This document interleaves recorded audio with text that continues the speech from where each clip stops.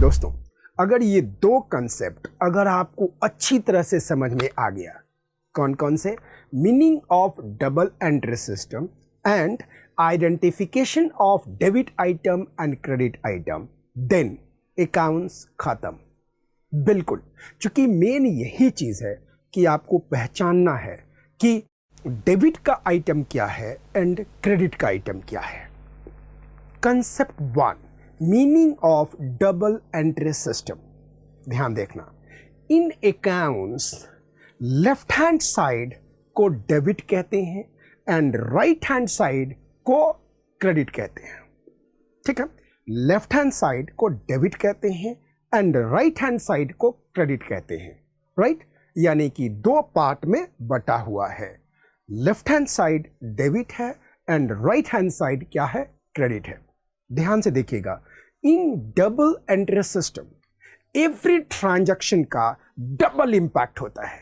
यानी हर ट्रांजैक्शन, चाहे कोई भी ट्रांजैक्शन क्यों ना हो, जैसे कि कैपिटल इंट्रोड्यूस किया, जैसे कि सेल किया, जैसे कि परचेज किया, जैसे कि सैलरी दिया, जैसे कि वेजेस दिया, जैसे कि स्टेशनरी खरीदा, जैसे कि फर्नीचर खरीदा, यानी कि कोई भी ट्रांजैक्शन और इवेंट हुआ उसका डबल एंट्री होगा। बोले तो in double entry system every transaction का डबल इंपैक्ट होता है। एक डेबिट में इंपैक्ट होगा, दूसरा क्रेडिट में इंपैक्ट होगा। हर एक ट्रांजैक्शन का डेबिट में इंपैक्ट होगा एंड क्रेडिट में इंपैक्ट होगा। समझ में आ रही है बात? सो ध्यान रखना, there can be many transaction such as capital introduced, goods purchased, salary paid, rent paid, electricity bills paid, interest received, etc. बोले तो ये जितने भी ट्रांजैक्शन आप देख रहे हैं, इसके दो साइड इंपैक्ट होंगे। ये जितने भी आप देख रहे हो ट्रांजैक्शन, इसके दो साइड इंपैक्ट होंगे। एक डेबिट में होगा और एक क्रेडिट में होगा। टू साइड इंपैक्ट होंगे। Every transaction will have two-side impact. Every transaction. One impact will be on the debit side, one impact will be on the debit side, and another impact will be on credit side. एक entry debit side को influence करेगा and दूसरा entry credit side को influence करेगा। यानी हर transaction दोनों side, debit side and credit side को influence करेगा। यही कारण है कि इसको डबल एंट्री सिस्टम कहा जाता है। This is the reason why we call it a double entry system, because every transaction has got two side impact. यानी every transaction will impact the debit side as well as credit side. मतलब कि हर transaction का debit effect होगा as well as credit effect होगा। अब ये पूरे अकाउंटेंसी का सबसे इंपॉर्टेंट कंसेप्ट हम करने जा रहे हैं। इसको अच्छी तरह से समझना और बिल्कुल अपने दिमाग में ऐसे खा जाना जैसे कि हनुमान जी ने सूर्य को खा लिया था। क्योंकि ये जहन में होना चाहिए, दिल के पास होना चाहिए, नज़र के पास होना चाहिए, जिगर के सामने होना चाहिए, और ये हमेशा होना चाहिए। You will fall in love with the subject called accountancy. ध्यान से रखना इसको। और ये कंसेप्ट है identification of debit item and credit item. Identification of debit item and credit item. ध्यान से, किसी भी ट्रांजैक्शन को जर्नलाइज करने के पहले अपन लोगों को पता होना चाहिए कि डेबिट का आइटम क्या है एंड क्रेडिट का आइटम क्या है। मेरी बात को फिर से अच्छी तरह से समझना, किसी भी ट्रांजैक्शन को, किसी भी इवेंट को जर्नलाइज करना यानी लिखने के पहले ये पता होना चाहिए कि वह आइटम डेबिट का है या क्रेडिट का है। यानी ट्रांजैक्शन का जो इम्पैक्ट पड़ रहा है वो डेबिट पे क्या पड़ रहा है एंड क्रेडिट पे क्या पड़ रहा है। ये बहुत ही क्लियर होना चाहिए, क्योंकि डेबिट का आइटम और क्रेडिट का आइटम होना ही डिसाइड करेगा कि जर्नलाइज कैसे होगी। यानी कि अगर आपको ये नहीं पता कि ट्रांजैक्शन का इम्पैक्ट क्या पड़ेगा तो आप जनरलाइज कर ही नहीं सकते, क्योंकि ये पता होना चाहिए कि डेबिट का आइटम और क्रेडिट का आइटम होना ही डिसाइड करेगा कि जनरलाइजिंग कैसे होगी। बात मेरी समझ में आ रही है? अकाउंटिंग की दुनिया में सारे इवेंट्स और ट्रांजैक्शन डेबिट का आइटम एंड क्रेडिट के आइटम में डिवाइड होता है। यानी पूरी अकाउंटिंग के दुनिया में जितने भी ट्रांजैक्शन होते हैं, जैसे भी ट्रांजैक्शन होते हैं, उसको दो पार्ट में डिवाइड कर दिया जाता है, डेबिट का आइटम एंड क्रेडिट का आइटम। यानी कि बिजनेस की दुनिया में होने वाले हर इवेंट को, हर आइटम को बांट दिया जाता है डेबिट के आइटम के बीच में एंड क्रेडिट के आइटम के बीच में। यानी कि दो ही साइड में वितरित होता है, डिस्ट्रीब्यूट होता है, डिवाइड होता है बिटवीन डेबिट एंड क्रेडिट। अब ये डेबिट क्या होता है, ये क्रेडिट क्या होता है, ये बंटता कैसे है, मैं आपको एक थोड़ी सी बातें और डीप लेके चल रहा हूं। चलो मैं आपको एक कहानी सुनाता हूं। इस कहानी को सुनना, ये एक इवेंट है, ये एक मेटाफर भी हो सकता है, लेकिन सच के साथ है। अगर ये कहानी आपको छोटी सी समझ में आ गई तो अकाउंटिंग की दुनिया आपके मनोमस्तिष्क में ऐसे जाएगी जैसे कि भगवान हनुमान के शरीर में सूर्य चले गए थे। यानी पूरा अकाउंटिंग कंसेप्ट अंदर चला जाएगा। एक कहानी सुनाता हूं कि अकाउंट्स के फादर ने डिस्ट्रीब्यूट कैसे किया होगा अकाउंट्स के सारे आइटम को डेबिट एंड क्रेडिट आइटम में। क्या सुना आपने? ये कहानी का बेस है कि अकाउंट के फादर साहब ने किस तरह से डिस्ट्रीब्यूट किया होगा बिजनेस की हर चीज को between the debit and credit. बोले तो अकाउंट्स के फादर ने किस तरह से सारे आइटम को डेबिट एंड क्रेडिट में बांटा होगा। सिंपल। अब आगे बढ़ते हैं। अकाउंट्स के फादर मिस्टर लूका पासियोली, ये इटालियन मैथमेटिशियन थे। इन्होंने ही डेबिट एंड क्रेडिट के सिस्टम को बनाया। इन्होंने ही डबल एंट्री सिस्टम को बनाया, जो कि सबसे ज़्यादा साइंटिफिक तरीका है अकाउंट्स को लिखने का। अकाउंट्स के फादर मिस्टर लूका पासियोली के दो बेटे हैं, या दो बेटे थे, जो कि पहले बताया था। उनके दो बेटे थे। एक बेटा का नाम था डेबिट और दूसरे बेटा का नाम था क्रेडिट। समझ में आया? यानी कि लूका पासियोली के दो बेटे डेबिट एंड क्रेडिट। लूका पासियोली के दो बेटे डेबिट एंड क्रेडिट। ठीक है, मेरी बात समझ में आ रही है? अकाउंट्स के फादर को अपने सारे एसेट्स एंड लायबिलिटीज को अपने दोनों बेटों में बांटना था।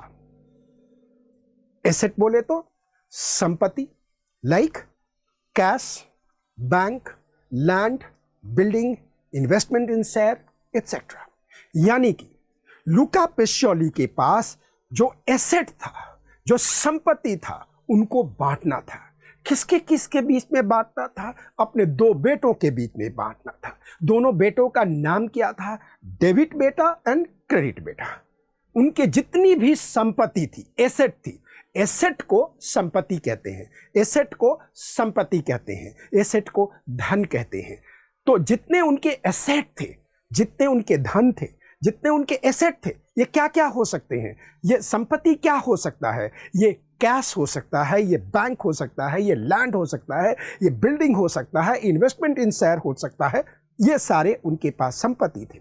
साथ में उनके पास लायबिलिटीज थे। लायबिलिटीज बोले तो उत्तरदायित्व। थोड़े से समय के लिए समझ लीजिए, बोझ, दायित्व। तो उनके पास लायबिलिटीज भी थे। लायबिलिटीज का मतलब क्या होता है? डेट था, यानी कि कर्ज था, कर्ज उतारना था। तो उनके पास अब संपत्ति था तो कर्ज भी था, तो कर्ज की भी डिस्ट्रीब्यूशन होना चाहिए, तो कर्ज का भी डिस्ट्रीब्यूशन हुआ और होगा।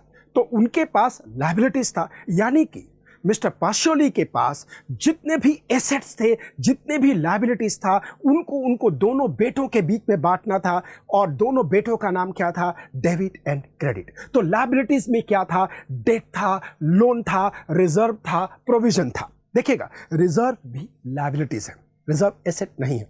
आपको मैं बाद में बताऊंगा, लेकिन आप ये मान के चलिएगा कि रिजर्व की देनदारी नहीं होती, रिजर्व प्रिकॉशन में रखा जाता है। रिजर्व का मतलब कि आपके पास है लेकिन वो यूजेबल नहीं है, किसी कारण के लिए रखा जाता है। चूंकि वो आपके पास है लेकिन वो है नहीं, चूंकि वो किसी न किसी से टाई अप है। लेकिन एक छोटी सी बात है, आप अभी मान लिया जाए कि आप 11th क्लास में हैं, बहुत बढ़िया, और आपके फादर साहब चाहते हैं कि अपने बच्चे का सीए जब करेगा तो उसका फी का पैसा रखो, तो उन्होंने बैंक में पैसा रखा है, रिजर्व रखा है। किसके लिए रखा है? ताकि जब आप सीए में आए तो फी जमा करने के लिए किसी से मांगने की जरूरत ना पड़े, आपकी पढ़ाई फी के कारण ना रुके, तो उन्होंने रिजर्व रखा है। यानी ये रिजर्व तो है लेकिन फ्री नहीं है, आप इसको यूज नहीं कर सकते। तो ये कंपनी के लिए जो है आज भी वो लायबिलिटीज है, कंपनी के अंदर लायबिलिटीज होता है। तो जो पेशियोली साहब थे, पेशियोली साहब के पास लायबिलिटीज था, जैसे कि डेट था, लोन था, रिजर्व था, प्रोविजन एटसेट्रा था। अब क्या होगा? ही विल ऑल्सो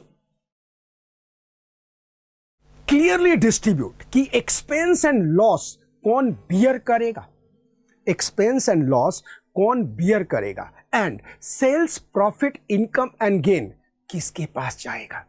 मेरी बात समझ में आ रही है? यानी मिस्टर पेशोली के पास क्या है? एसेट्स है, मिस्टर पेशोली के पास लायबिलिटीज है, तो उनका बंटवारा करना है। लेकिन उतना ही नहीं, जो उनके खर्चे हैं वो किसके हिस्से में जाएगा? वो डेबिट के हिस्से में जाएगा या क्रेडिट के हिस्से में जाएगा? लॉसेस हैं, किसके हिस्से में जाएगा? डेबिट के हिस्से में जाएगा या क्रेडिट के हिस्से में जाएगा? ऑफ कोर्स बिजनेस है तो प्रॉफिट भी है, इनकम भी है, सेल भी है, तो ये किसके किसके पास जाएगा? तो मिस्टर पिशॉली बहुत ध्यान से देखेंगे कि हम एसेट्स किसको दें, हम लायबिलिटीज किसको दें, हम एक्सपेंस लॉस किसको दें, हम प्रॉफिट इनकम गेन किसको दें।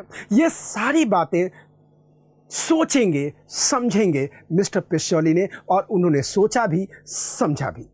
और ये डिस्ट्रीब्यूशन क्लियर होना चाहिए ताकि उनकी आपस में कोई झगड़ा ना हो, फ्यूचर में बिल्कुल झगड़ा ना हो। तो डिस्ट्रीब्यूशन उसी हिसाब से उन्होंने किया होगा, चूंकि दोनों में इक्वल डिस्ट्रीब्यूशन होना चाहिए, वरना कल को डेबिट और क्रेडिट लड़ना शुरू कर देंगे और फिर बापू को गाली देना शुरू कर देंगे कि तूने डिस्ट्रीब्यूशन अच्छी तरह से नहीं किया, तुम्हें बंटवारा करने नहीं आया, तुमने अपने अच्छे बेटे को ज़्यादा सामान दिया, गंदा बेटा मैं हूं, तुमने मुझे कुछ नहीं दिया। इस तरह की उनको दिक्कतें ना हो, तो उन्होंने डिस्ट्रीब्यूशन में इस बात का ध्यान रखा। तो जब बांटने की बात हुई तो उसने सारे आइटम को डेबिट एंड क्रेडिट के बीच में बांट दिया, बिल्कुल बांट दिया। अब जब बांटा तो कैसे बांटा, आपको समझना चाहिए। यू मस्ट अंडरस्टैंड कि डेबिट को क्या क्या मिला एंड क्रेडिट को क्या क्या मिला, डेबिट को कौन कौन सा आइटम मिला एंड क्रेडिट को कौन कौन सा आइटम मिला। यह बात आपको समझना चाहिए। Are you getting my point? So are you interested कि डेबिट को क्या क्या मिला और क्रेडिट को क्या क्या मिला? मेरे दोस्त, अगर ये चीजें आपको समझ में आ गई कि डेबिट का आइटम क्या क्या है एंड क्रेडिट का आइटम क्या क्या है, अकाउंट्स आपके मुट्ठी में आ गया। बस इसी चीज को मैं आज भी पढ़ा रहा हूं एंड आखिरी चैप्टर में भी पढ़ाऊंगा। बिल्कुल यही चीज चलेगा, ध्यान रखना। तो ध्यान से रखना, the item distribution. Item distribution में हम सिंपल बोलते हैं, ये है डेबिट और ये है क्रेडिट।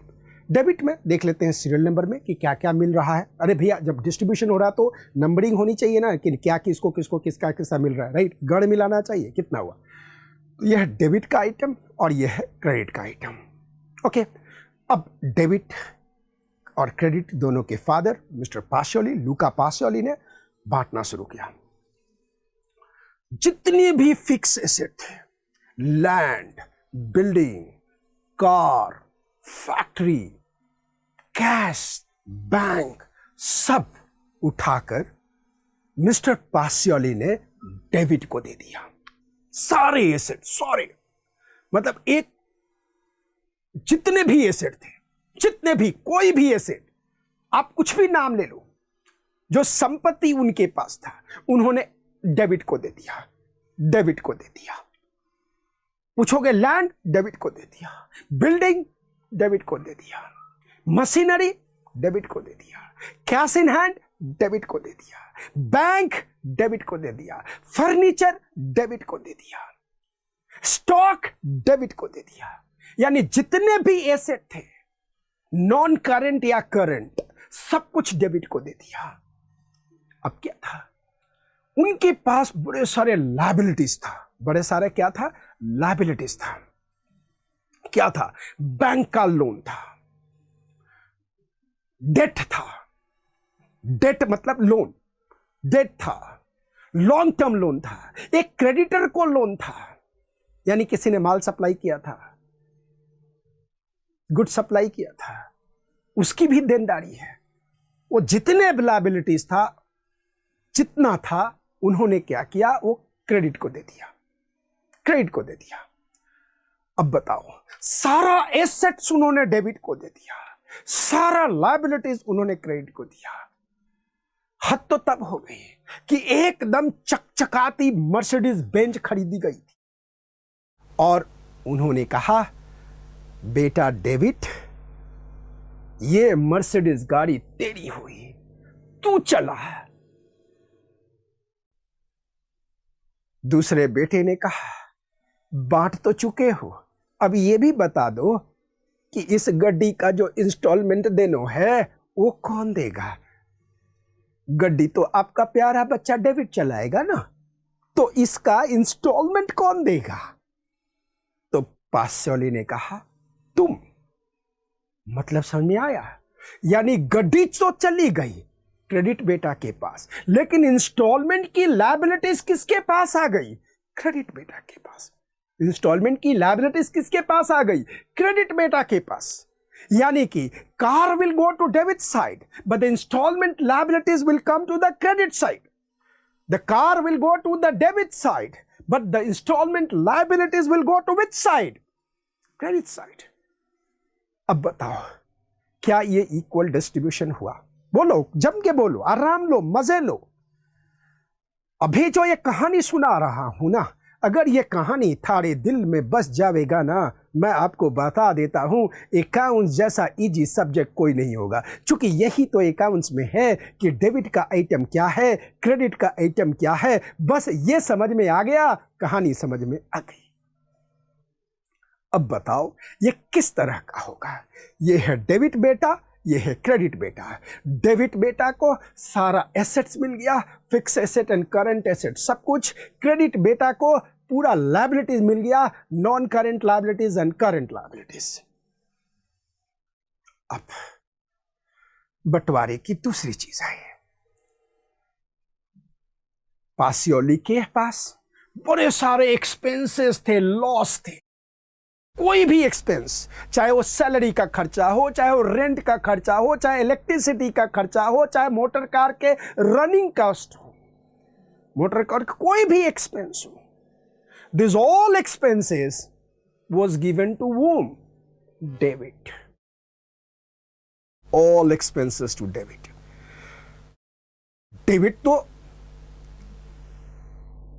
सोच रहा था पहले कि मेरे को कारी मिल गई, यानी कि मैं जीत गया, मेरा बाप मेरा फेवरेट है, मेरे को एसेट दे दिया। लेकिन बाप तो बाप है ना, उसने कहा, बेटा इस ऑर्गेनाइजेशन की, संस्था के जितने भी खर्चे हैं वो तेरे पास है, एक्सपेंस सारा तेरा, लॉस सारा तेरा।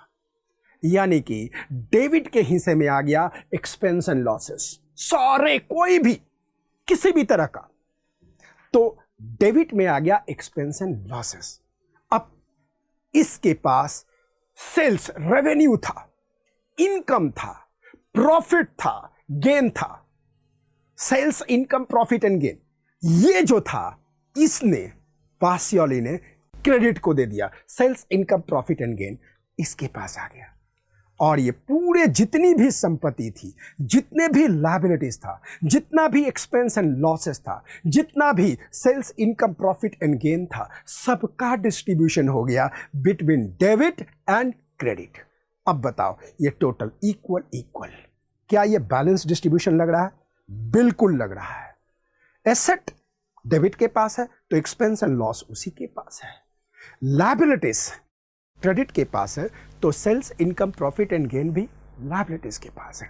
अब ये दोनों इक्वल इक्वल हो गए। ये है डिस्ट्रीब्यूशन डेबिट एंड क्रेडिट का।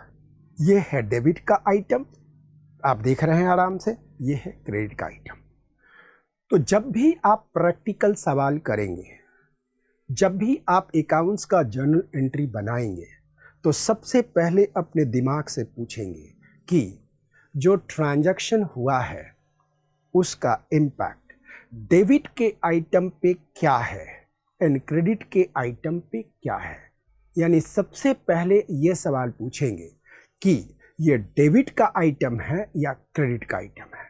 अगर डेबिट का आइटम एंड क्रेडिट का आइटम क्लियर हो गया तो आपको अकाउंटिंग में कहीं भी कोई दिक्कत नहीं आएगी। मैं इस बात लिखित गारंटी देता हूं। तो एक बार फिर से समझिए और देखिए कि डेबिट का आइटम क्या क्या है। डेबिट का आइटम है all asset including fix asset and current asset, all expenses and losses. Credit का आइटम क्या है? क्रेडिट का आइटम है all liabilities, non current liabilities and current liabilities. And और क्रेडिट का आइटम क्या है? Sales income profit and gain, sales income profit and gain, ये आइटम है। तो अगर आपसे पूछा जाए कि डेबिट का आइटम क्या है तो क्या है बताइए, जोर से बताइए। डेबिट का आइटम ऑल एसेट्स है, एक्सपेंस है, लॉस है। क्रेडिट का आइटम क्या है? ऑल लायबिलिटीज है, ओके, सेल्स है, इनकम है, प्रॉफिट है, गेन है। ये क्रेडिट का आइटम है। तो क्या मैं पूछूं कि आपको डेबिट का आइटम और क्रेडिट का आइटम समझ में आ गया क्या? बंटवारा जो हुआ था उसमें समझ में आ गया क्या? ये बात अच्छी तरह से समझ लेना कि डेबिट का आइटम क्या है और क्रेडिट का आइटम क्या है। इसी पे अकाउंटिंग की दुनिया टिकी हुई है। अगर ये आपको समझ में आ गया, ये आप रट गए तो कहानी क्लियर है। अगर आप डेबिट के आइटम एंड क्रेडिट के आइटम को समझ गए एंड हमेशा के लिए दिल में बैठा लिया, देन अकाउंट आपको सबसे प्यारा सब्जेक्ट लगेगा। You will fall in love with accounts. Just आपको डेबिट के आइटम को रिकॉग्नाइज करना है एंड क्रेडिट के आइटम को रिकॉग्नाइज करना है। अगर आप डेबिट के आइटम एंड क्रेडिट के आइटम को समझ गए तो अकाउंट्स यहीं पे ख़त्म, यानी कि यहीं पे ख़त्म। तो मैं पूछूं कि क्या आप डेबिट के आइटम को पहचान पाओगे? मैं फिर से पूछता हूं कि डेबिट का आइटम क्या होगा? तो डेबिट का आइटम सारा फिक्स एसेट होगा, सारा करंट एसेट होगा, सारा लॉस होगा, सारा एक्सपेंस होगा। क्रेडिट का आइटम क्या होगा? सारा लायबिलिटीज़ होगा, सारा लायबिलिटीज़ होगा, सारा प्रॉफिट होगा, इनकम होगा, गेन होगा। तो सेल्स, इनकम, प्रॉफिट, गेन सब क्रेडिट का आइटम है।